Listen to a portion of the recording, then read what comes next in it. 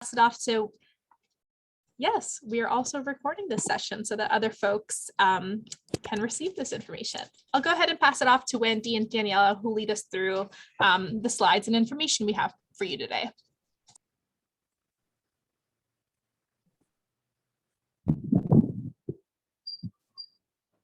Thank you, everyone. So quickly, we're going to go through the meeting agenda for today. We're going to introduce the session, the purpose of the session, give you some background information on the CC and the Citywide Participatory Budgeting Program. We are going to talk about the first phase of the program, which is idea collection, and what this RFI is intended to do.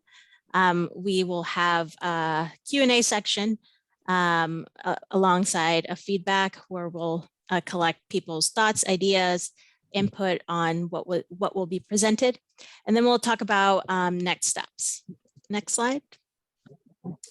All right, so for some housekeeping and just some information about how we're going to be facilitating this session, we just want to let you know again that the session is going to be recorded. So we invite you to turn off your camera right now if you wish. Next, we're going to let you know that everything from this meeting, all of the materials and recordings will be distributed to everyone who RSVP'd. And then we ask that everyone remain muted during the presentation until the Q&A session at the very end, where everyone will be able to share their thoughts, comments, and ideas. So if you'd like to share during the Q&A, you can do it one of two ways. You can either type your question in the chat, and we'll do our best to either respond directly through the chat or verbally during the Q&A, or you can write your name in the chat during the Q&A, at which point we will call on you, and then you can share your question verbally. Please, we're asking to mute your mic until we get to the Q&A section. Thank you so much. Thank you. Great. So quick background on the Civic Engagement Commission. We are the first democratically elected commission responsible for promoting inclusive civic participation for all New Yorkers. As you might all remember, in November of 2018, New York City voters approved 3 ballot measures that were initiatives that were proposed by the 2018 Charter Revision Commission, which marks the birth of the New York City Civic Engagement Commission. Our mission is to increase civic participation, promote civic trust, and strengthen democracy in New York City. We have a lot of mandates and programs, including our Pulse Site Language Access Service, Community Board. We provide technical support and training to New York City's 59 community boards. We also have Democracy NYC in our portfolio, which works to increase voter participation through registration initiatives, public education, and policy reform. We engage in different partnerships and civic education initiatives, and what we'll be talking today, which is Citywide Participatory Budgeting Program. If we go to the next slide.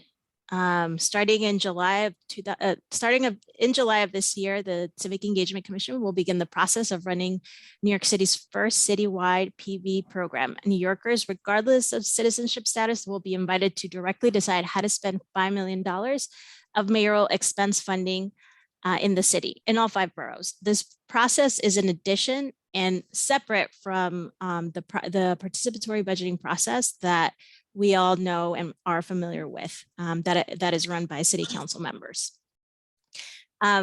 Included in our mandate in our charter, we have been working with an advisory committee, a PB advisory committee that have helped shape and guide what our goals are for citywide PB.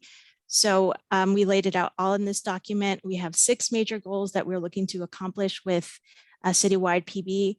One is to address equity issues and how the city funds local projects and spends public resources. Our second goal is to promote greater respect for the lived experience of residents within city government. 3, our goal is to build civic leaders and aid grassroots organizing efforts in the city. Next goal is to bridge gaps in knowledge about public spending among residents. 5th goal is to increase civic engagement among underrepresented communities. And our 6th, but not least, is to help strengthen confidence and trust in local government. So the process for the citywide program will follow closely the existing process. that happens on the city council level. We will start with taking the data that we already have from different needs assessment and different types of survey that the city puts out to inform what type of projects will be eligible for funding. Then we move into the next phase, which is idea collection, which we might know under the name of neighborhood assemblies. So traditionally in the city council process, members are the ones that organize these neighborhood town hall meetings and gather residents to brainstorm and to think about what types of projects they want to see their council member fund. So in the citywide PB process, we will have these community conversations all throughout the city, starting from August 15th and will go until October 30th. These conversations will be facilitated by our partner CBOs. So everybody that is interested or potentially interested in applying to the RFI will help us in the city brainstorm ideas for expense projects based on provided criteria and needs. Residents will, all throughout 5 boroughs, will be able to propose ideas through these community conversations, community sessions, or through our online portal. The CEC will be in charge of gathering and collecting all those ideas and categorizing them by program type for each of the different areas or jurisdictions and boroughs as well. The next phase after that, projects get developed and they also get vetted for eligibility. And that will happen between November and March of the following year. This will be done alongside partner CBOs that we will bring later on in the process and different stakeholder groups that will help us vet through these projects. And even before that, they would help us establish equity criteria. Then voting for these proposals will happen between April of June of next year. And residents will be able to vote online, by paper ballot, or by phone. Our current charter language says that any resident ages 16 and older is able to vote in the citywide process. We are actually in the process of organizing and implementing a rule change to lower that age to 11 years old. That's crazy. We could go to the next slide. Idea collection sessions. I will pass it on to Ben, who will talk about the first phase of the PB process and the reason for this info session. Ben?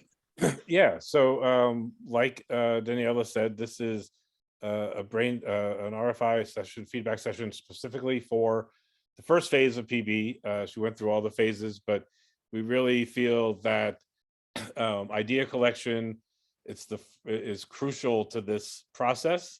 It is the kickoff of the whole thing, as you say. It's bringing people together, talking about what PB is, talking people about what the city budget process is. It's an educational platform, letting community members talk to each other, share ideas, share what they think is important in the neighborhood, explaining how the process works, what the funding can be for. In this case, it is for expense projects, programs, and services that in the neighborhoods, in the tree neighborhoods, as well as in the boroughs and throughout the city. There are no capital projects in our process. That's still only in the city council process. But it's really, we might be able to. Hopefully, we can do a lot of it in person, or it can be virtual. Whatever you guys think of as when you're filling out the RFI, the best way to reach your constituents. You know how to do that better than us. So we do have benchmarks and things that we'll go into. But we really want this to generate a lot of excitement, bring people in that have not been part of the process, and to really ultimately collect the ideas that will eventually end up on the ballot. If you've done this before, the ideas can be wide ranging, and we want to continue and spark creativity, within the guidelines to an extent that we'll lay forth. So again, all these sessions will result eventually in a ballot. So yeah, so we'll be once we've awarded the RFI to all the different groups, we will provide training sessions, train the trainers, we'll provide materials, all to talk about how your users that will help you educate people about participatory budgeting. Again, some of you have done it a lot, some never have. I've been working on the city council side for a long time, and it's still getting the word out about PB and getting people to understand what it is always a challenge. So we really want you guys to get out there with the word about how helping deciding how to spend city dollars in their neighborhoods and their communities is really impactful and important. And of course, just get involved throughout the process, volunteer in evaluation, and eventually in the voting process. So it is a year-long cycle. This is the first couple of months, and it really needs a lot of energy and effort to kick it off right. I think that's it. Oh, we will, as I said, we will provide some train the trainers and materials. You can see here, we want people to understand the history and goals of participatory budgeting. It is a global process. It's been here in the city for 10 years. It's been in the United States for a couple of years longer, but it's been around since 1989 and is in thousands of municipalities around the world. We will have a digital engagement platform, which we will give instructions on how to use, how to upload ideas to that. We'll talk about how it's going to interact with the city council process, but we'll talk about our timeline specifically as well. How you want to facilitate sessions. Again, you guys know how to do a lot of that, but what the messages are that we want to get across. And we'll provide digital materials, branding for the citywide PB, and we'll have a central spot for all the people that are awarded RFIs to be able to access this information, as well as liaisons at the CEC to help you out if there's any questions throughout the process.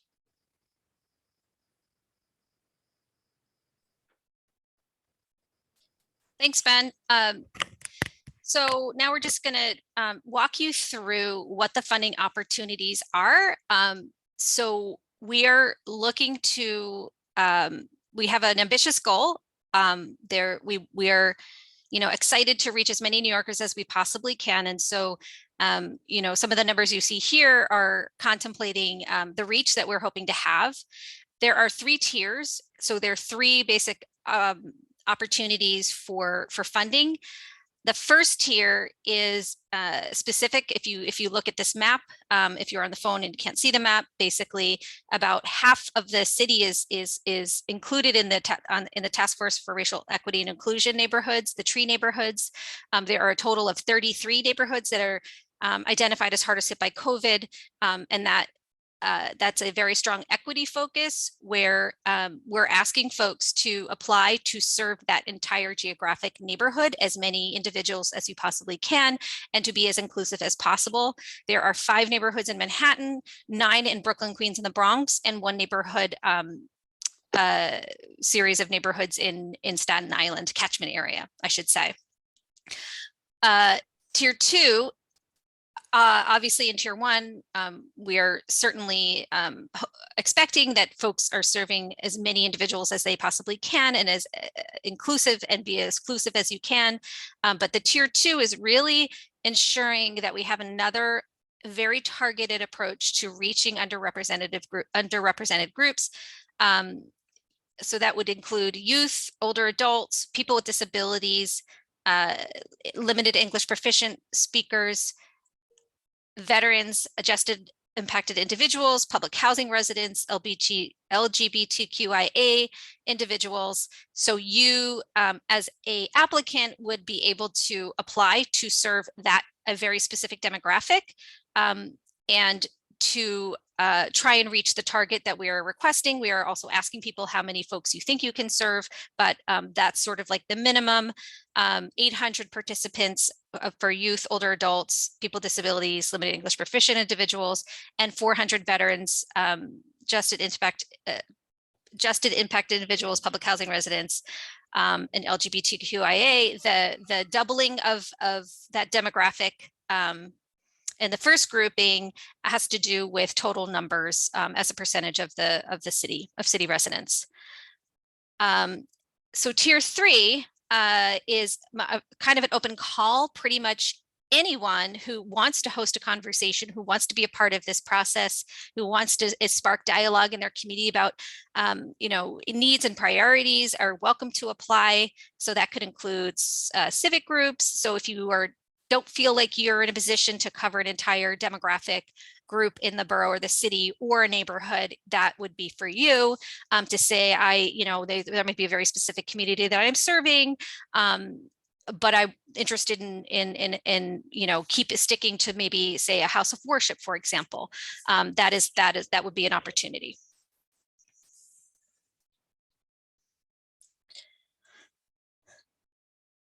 Great. So in tier 1, in terms of funding levels, what we're envisioning is for this first process, and keep in mind, this is basically a process that we anticipate running about roughly 2.5 months. There will be other funding opportunities for the rest of the process. There will be other opportunities to assist with getting out the vote and other aspects of it. But this funding opportunity is specifically for that August to October timeline. $7,000 is the amount we envision awarding to anyone who is interested in covering a specific neighborhood. We're thinking of a minimum of 150 people. That number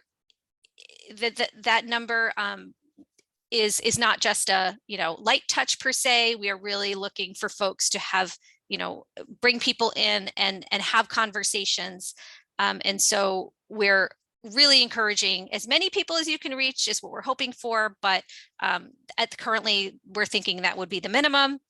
And then again, that area designation is ensuring that you're committing to serving an entire community demographically, not just say, for example, if you serve say a Muslim community, the expectation that you would serve folks more broadly and bring other people into that process in that community.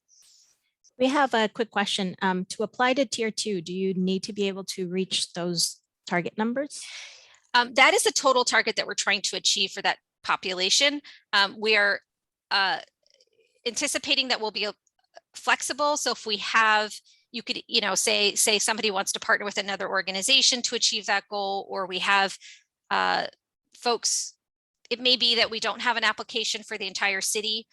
You could say, I don't know that I could reach 800, but you could apply for, say, a borough and give the target number that you're trying to reach. But overall, when we're awarding, we're going to be looking to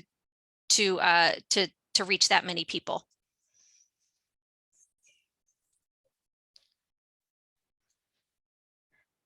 So for tier 2, the maximum of funding amount is $20,000. And again, that $20,000 could be broken up into smaller grants, or smaller awards, rather, I should say. If there's, say, a consortium of folks who want to come together to apply jointly, or if we're getting multiple applications to cover the city to get to that number. It is a pretty tough call to have one organization have that much reach across the city. It is possible, and if somebody's interested in going for it and submitting an application with that goal, we'll definitely consider that, depending on your reach and experience and what we see as evidence of your ability to do that work. But that again is the target of what we're trying to the number of people we're trying to reach in total for that demographic. And so we want to make sure that we are covering all 5 boroughs. So anyone applying for that tier should expect to at least serve a borough.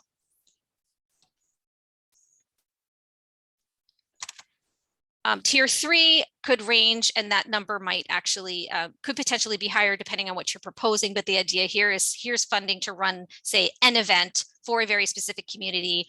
And so the funding amount would depend on how many folks you're proposing to reach. And I think that's like maybe a little bit more of a negotiation with what you're proposing and what the numbers we're trying to reach overall. Anyone can apply to this. So, smaller, again, houses of worship, community groups, civic associations, community boards, libraries. We're trying to be as comprehensive and inclusive as possible. And tier 3, yeah, it doesn't even have to be for a neighborhood. The question here is, can we select more than one neighborhood? And you can actually apply for more than one tier too. If you feel like you have a very broad reach of a community, say one of those tree neighborhoods, but you also serve broadly, particular language community or older adults, and you run a number of senior centers, for example, you could apply for more than one tier. The tier 3 applicants, you don't have to cover an entire neighborhood. You could propose to just, you tell us who it is that you're trying to reach, how many number of people you think you can reach, and that's something that we will entertain, something that we will review. Yeah, the funding, the grants for tier 3 range from $200 to $1,000, depending on how wide your reach can be. And as Wendy mentioned, it doesn't have to cover an entire neighborhood. It could be a community, a demographic, if it's smaller civic groups, if they want to organize their block or their house of worship, they could also, this is intended for smaller organizations and smaller groups to be able to engage their communities.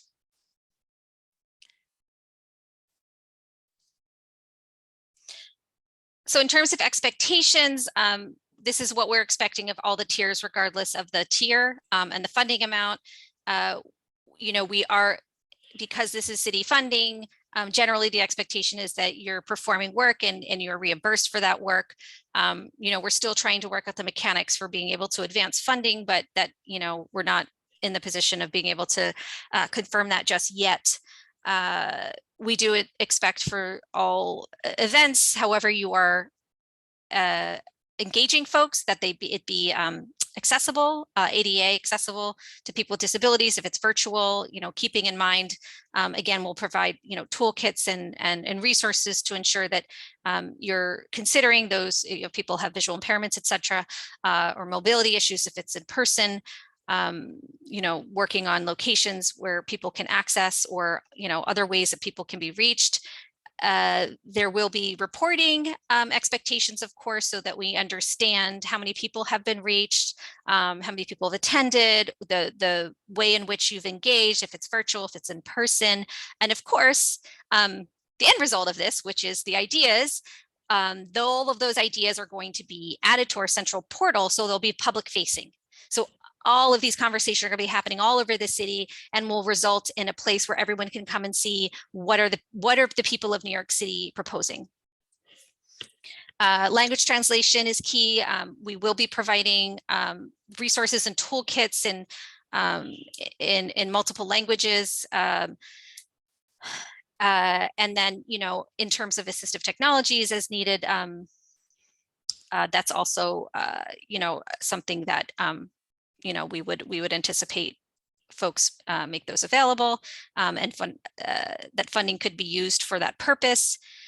The other expectation specific to tier 1 and 2 is having a 501c3 or an MWBE status, or a status that would enable us to contract with you directly. The tier 3 is much more flexible.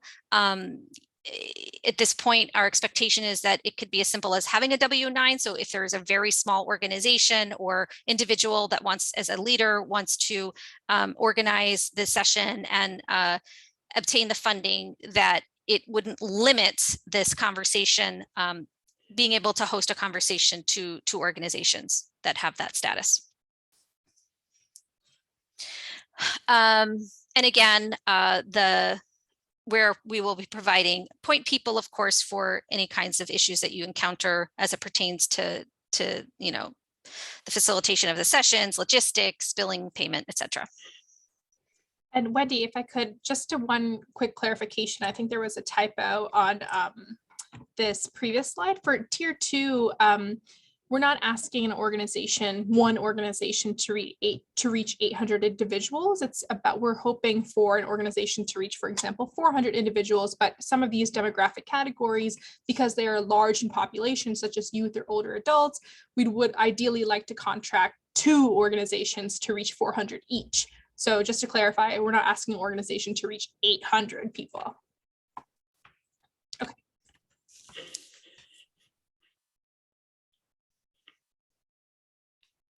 Great. I think I'm handing it over to Daniela to talk through the application itself, the information that we're requesting. Yes, so the applications will officially open on June 15th and will be open until the 30th. We are looking into expanding that timeline, like an additional week. And once we go live with the application, we will also have another information session similar to this one, where we will go in depth in terms of what we're asking in the application itself. This session is intended to be a high-level briefing where we're also going to get your feedback and your input on this RFI. Really briefly, really high level, what we're going to be asking in the application is, one, your organizational information. So we want to know, obviously, your status as a CBO, what types of populations that you serve, what are your geographical regions that you serve, your social media, your online information, aside from the standard organizational information. Then we will ask about the type of tier that you would be interested in applying. We would want to know what your partnership experience, your coalition building experience has been with the city, and just in general. What your outreach plan would be to get to our targets, how you would recruit folks, your recruitment strategies, and just general outreach strategies. And then we have additional questions that have to do with your organizational capacity. We want to know if you would be able to, if you would have the staff capacity to do so. Who would you identify as point person in your organization to lead this work? What other languages or what other language communities do you engage or do you serve?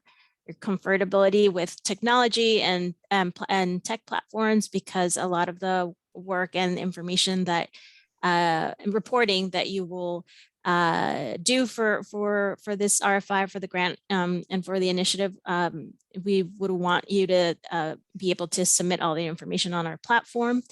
And then we have a question for additional opportunities for funding from the city, from specifically the Racial Justice Commission on voter education, if you would be interested in learning more opportunities for that.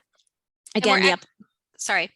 And again, the application's open on June 15th.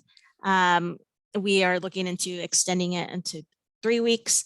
And it will be available on our website platform, participate.nyc.gov. And I actually want to turn it over to, we are joined today by the Racial Justice Commission, and want to turn it over to folks from the Racial Justice Commission just to talk a little bit about that opportunity. Again, that just by us asking that question, we're going to share your interest with the Racial Justice Commission so they could follow up with you when their funding opportunity comes available. And so before I do that, though, I just want to make another quick note, which is just that we're going to be providing tools, we're going to be providing resources to support you throughout this process. We are also really interested in your creativity and what you bring to the table. Obviously, you've been working in your communities and, working with folks and your communities well.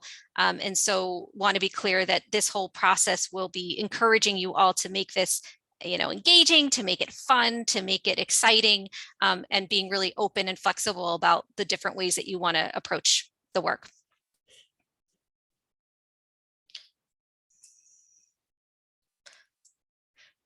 So I don't know, Rachel, am I turning it over to you or? Sure. Great. Hi, everybody.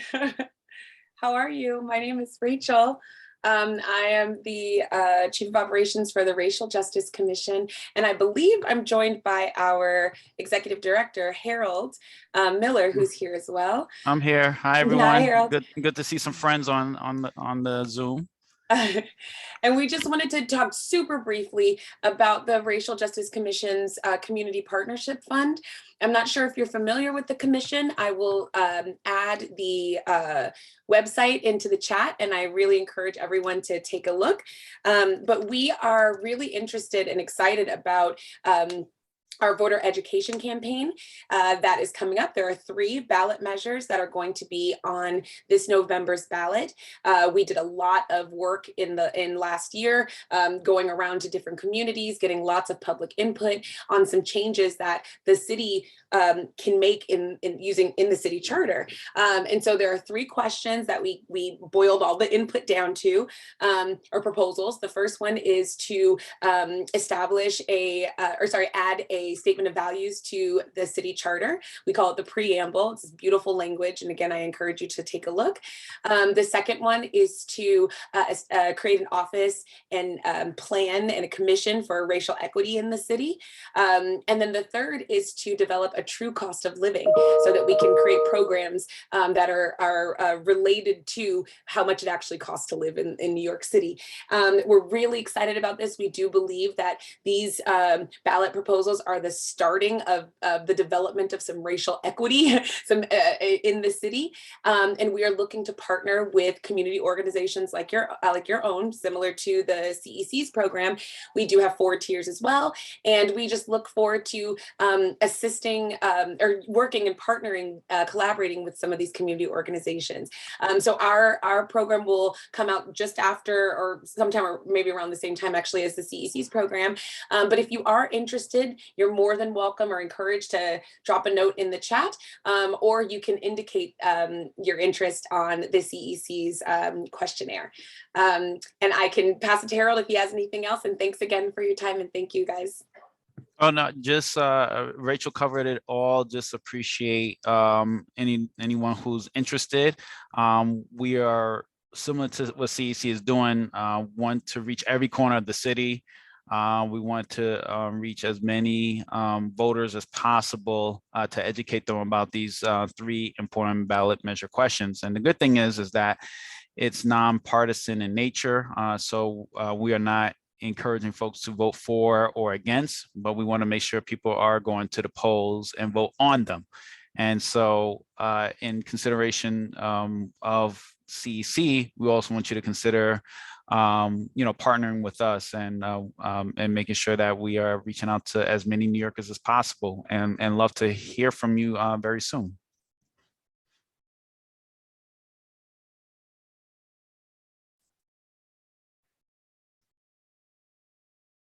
Great. Thank you so much. Wendy and Daniela, do you want to lead folks into the Q&A? Just as a reminder for folks who have questions, please use either the Zoom raise hand function to be called on, or paste your question in the chat. Over to you, Wendy and Daniela. Great. I'm hoping while people think of their questions, feel free again to go ahead and either raise your hand, put it in the chat. In the meantime, I'm hoping someone monitoring the chat can tell us if there's something that we have not addressed yet. I think we've addressed a few along the way. There was a question, for example, about tier 1 or tier 2. You do have to have a MWBE or 501c3 status, but if you want to partner with somebody who doesn't, so long as there is a lead who is taking, I guess, fiscal responsibility, I would say, for payment and deliverables, you can certainly, we absolutely encourage building partnerships and maybe submitting joint applications. Thank you. So far, there are no questions in the chat that have not been answered. So we welcome folks to please raise your Zoom hand to give us any questions or feedback on any of the things that we covered in these slides, whether it's the idea generation sessions more abstractly, the tiers, the target rates, what is feasible, what's not. We'd love to hear from you.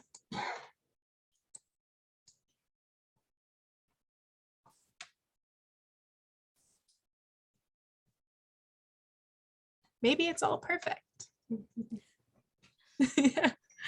Oh, there we go. Tara, I hope I pronounced that correctly. Yeah, yes, you did. I'm so sorry. I'm not camera ready. But first of all, I want to thank you all for doing this. This is amazing. And certainly, I think that the excitement will snowball. But my question is regarding the reimbursement aspect of it. Are there receipts that would be qualified or non-qualified as we would turn them in for reimbursement? That is a great question. We can provide, and that's exactly why we're having this session in part, is to make sure we're including the information you all need to make informed decisions. But what we can do is list out all of the things that would be that you could use the funding for in support of this effort. They would include, off the top, I would say, incentives, food, transportation for folks to be there, for staffing. I think it's pretty open. I'm trying to think if there's something that you couldn't use the money for. I mean, obviously, so long as the funding is in support of the idea generation sessions themselves, we're pretty flexible. As we make those awards, what we will do is have you just submit a budget to us so we can ensure that everything that you're proposing to spend funding on are things that we can reimburse you for, so you're not stuck with a bill. So we would be sure to work with you to make sure we're all on the same page and aligned prior to you all, spending funds. Thank you so much. Really appreciate that. That's a great help. No, thank you for the question. That's a great question. More questions, more feedback. We would love to hear it.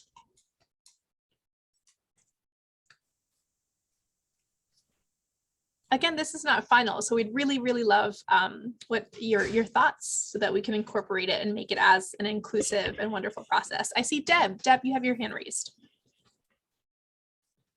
You're muted, yes. In light of the fact that in certain instances we're dealing with vulnerable populations and we are still in the midst of a pandemic, are you contemplating that there can be virtual meetings, or are you looking only to have in-person meetings? No, absolutely hybrid. We're looking for you all to tell us what makes sense for the communities you're trying to serve. And certainly we would envision that, it's just not practical for certain populations that don't feel comfortable coming together. I mean, I think obviously we're hoping we can get folks in person, but again, looking to you all for the creativity to make the conversation meaningful virtually is absolutely, we expect that for sure. I know there's some people that still are not comfortable being, and some people who find it more difficult, right, due to mobility issues or for whatever. So we're looking for, the creativity for how you would reach folks who are in that situation, and being creative about how you get folks excited and engaged. There's another question. How are you defining youth? That's a great question. Generally, we define youth as 24 and younger. Great. The next question is, what are the reporting expectations for each organization? So we listed out the high level expectations. And, we can get more refined as we get closer to actually releasing, but there's going to be reporting expectations in terms of, again, you telling us how many people you've engaged, making sure that you all are reporting back what came out of the meeting so that we are capturing that, because again, that is the purpose of the conversation, is to walk away with concrete suggestions and ideas that we can start to deliberate and vet and potentially make it to the ballot so that people can vote. So reporting, there's going to be some reporting requirements. There will, again, like things such as translations, you may need to ensure, depending on the communities that you're serving, language interpretation, accessibility. And what else am I missing, folks?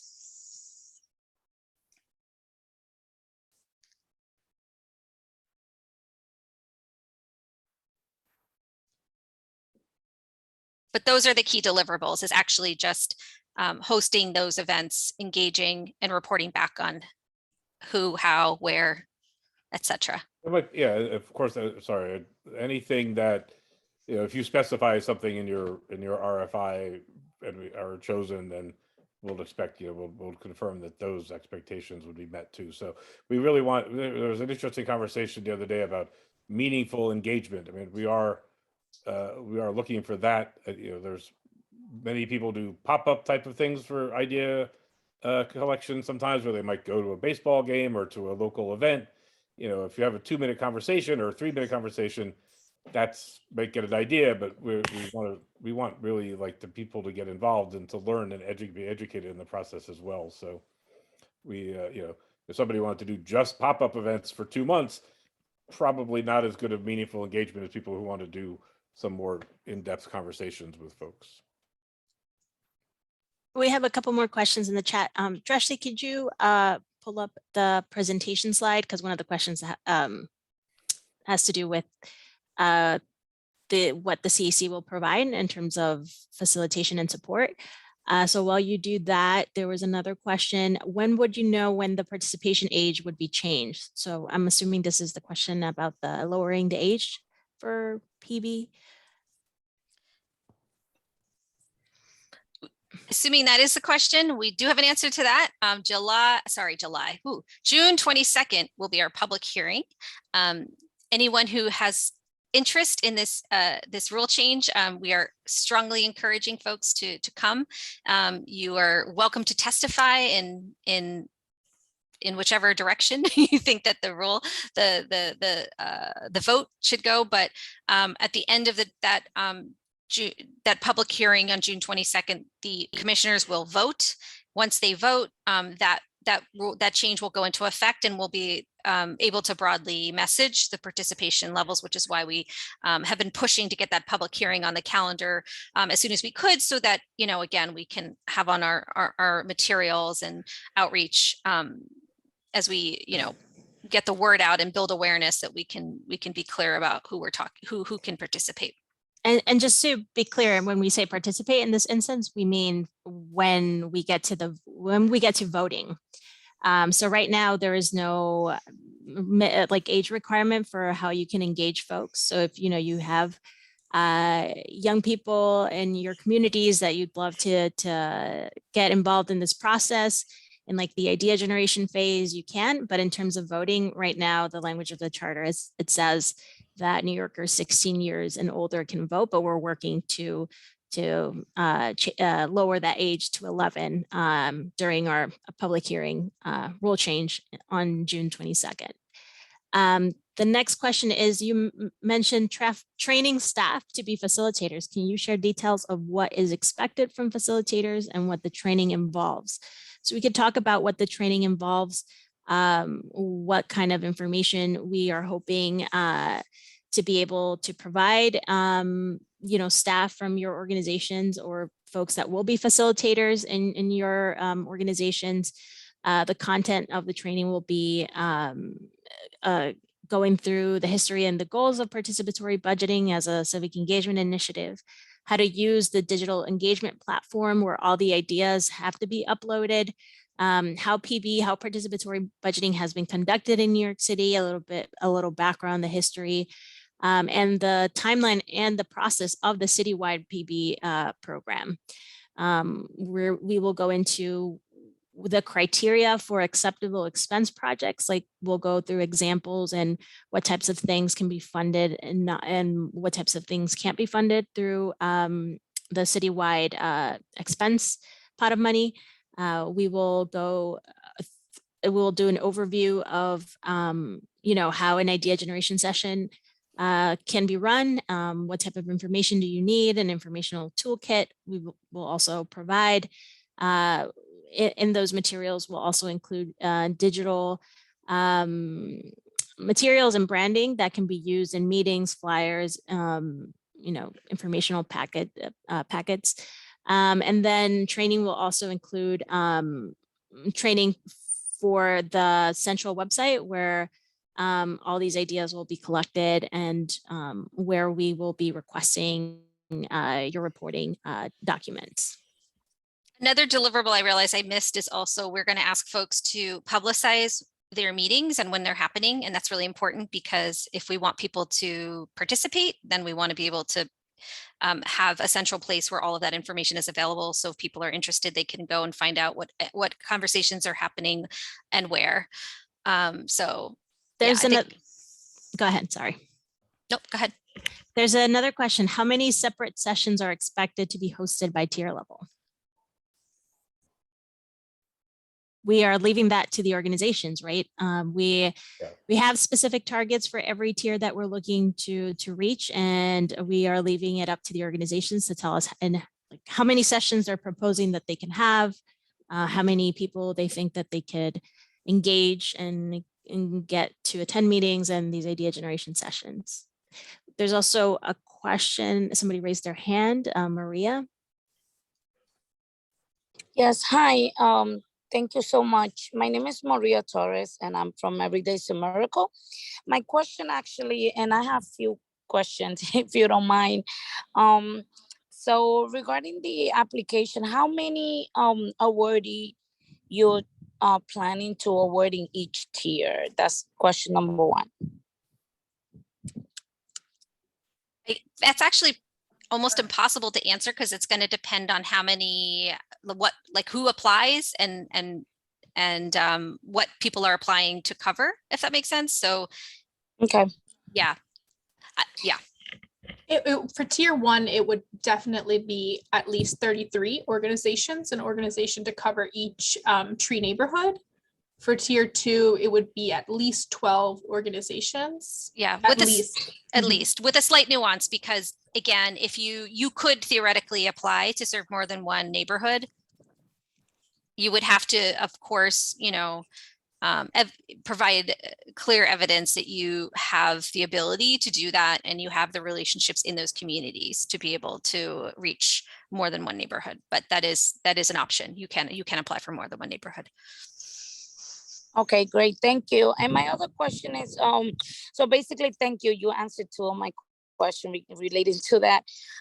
So if by any chance, organization would like to apply as a coalition, does the other organization have to have 501c3?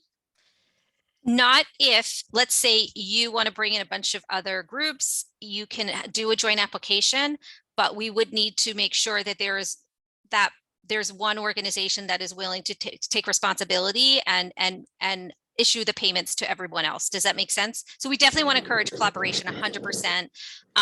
But for tier 1 and 2, we don't have the mechanism necessarily to get that funding directly to folks who don't have, the insurance and all of the different things that one needs in order to do business with the city. That's really the issue.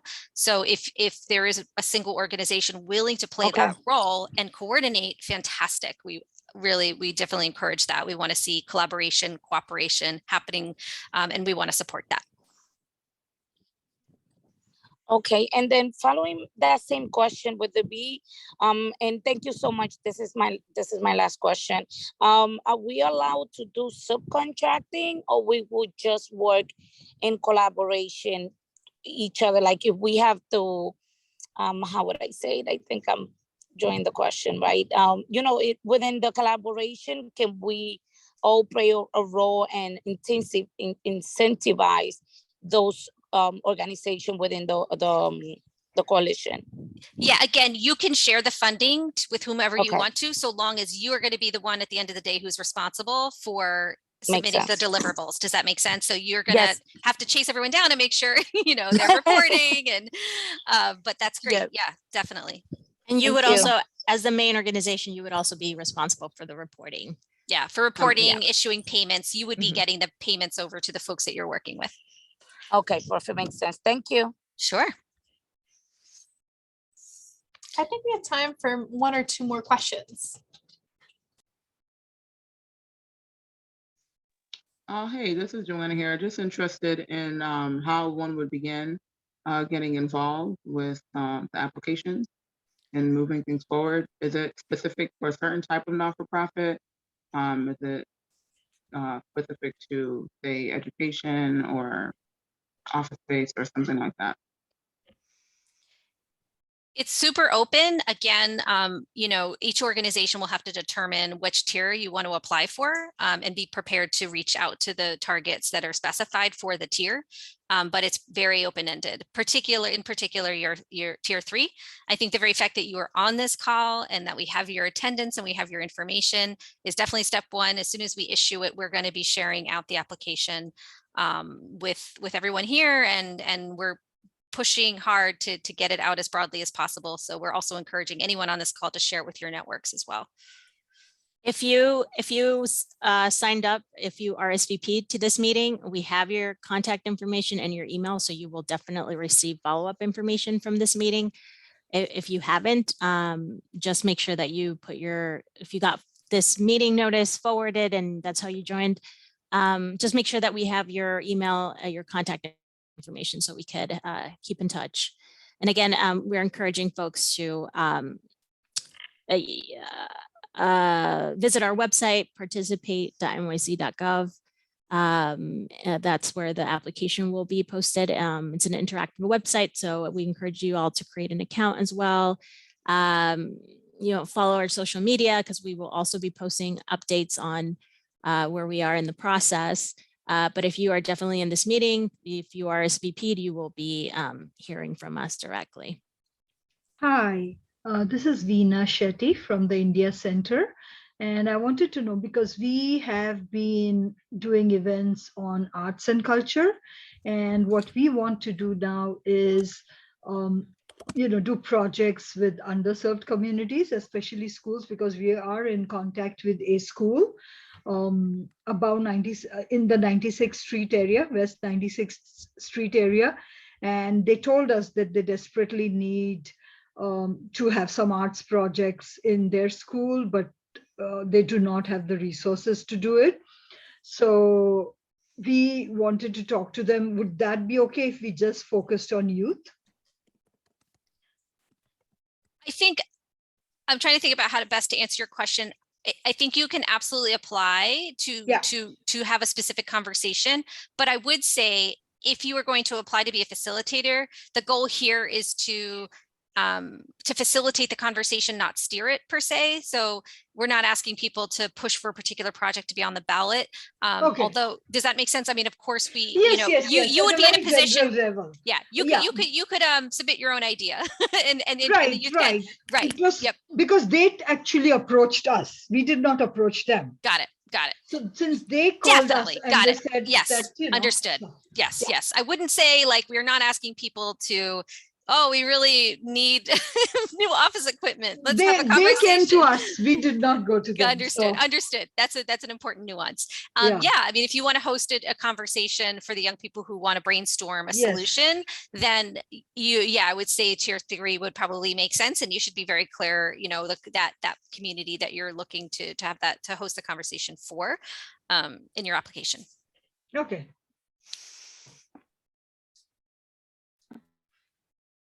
Awesome. Daniela, Wendy, do you guys want to go over next steps? Yes, great. Okay, so we have about to complete our info session. And this is a conversation with you all that we wanted to have before we actually issue, so we can be conscious of the types of questions that you're going to have, and we can be as clear as possible and provide as much information as we can. And we did certainly accomplish that with all your thoughtful questions. Thank you so much. Our goal again is to get this application out the door very shortly on June 15th. We'll keep you apprised if there are any delays, we'll let you know, but that is the goal.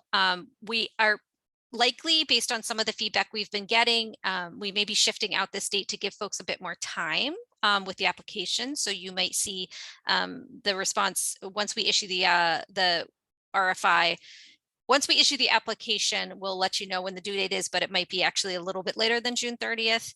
And so this might shift some of the timelines slightly, but generally we're looking to let you all know who will be receiving funding in July, mid to later July, so that you all kind of know what's up and can be ready to go in August to start this community-wide dialogue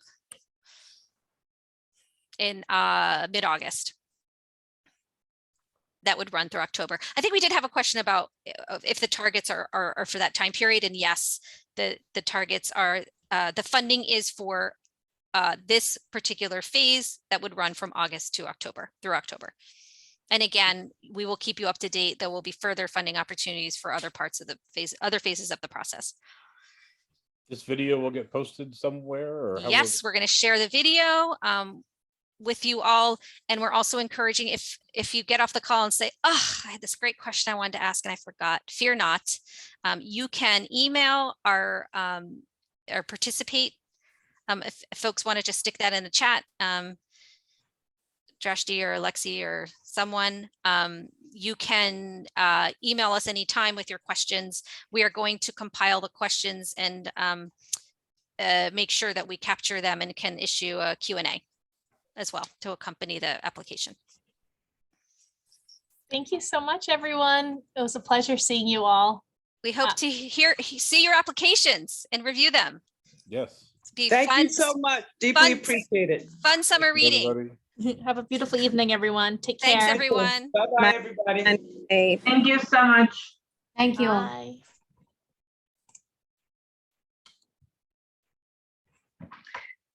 Gosh, I have a question.